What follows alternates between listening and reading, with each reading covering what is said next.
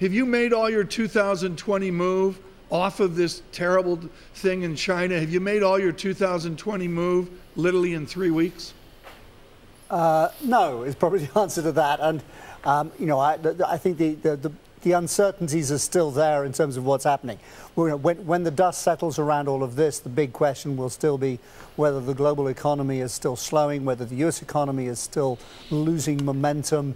And the question right now is how much does this affect that?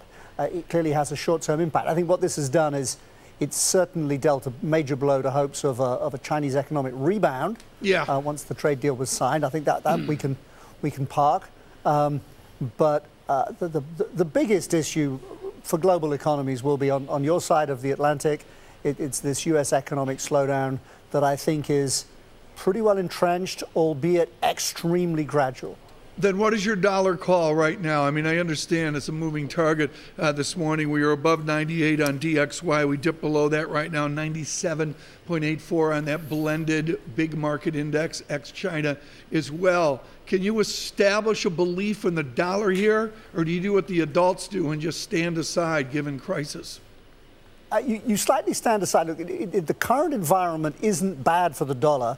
The current environment is good for Swiss franc and yen, but right now, the current state of play, until the U.S. economy loses some momentum and Fed rate cuts come back on the table more meaningfully, this is worse for the euro than it is for the dollar right now, right today. So if DXY correlates hugely with euro dollar, the danger right now is euro dollar breaks back down through 110.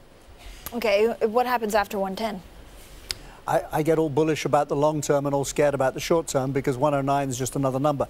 The danger in the sort of next few weeks is that euro dollar is very stretched in real terms. So the euro is very cheap. So it only goes down painfully slowly because it takes a ton of bad news to drag it lower. So the danger is that euro dollar moves very slowly lower, that volatility dies again there, and the entire focus of everybody is on other stuff.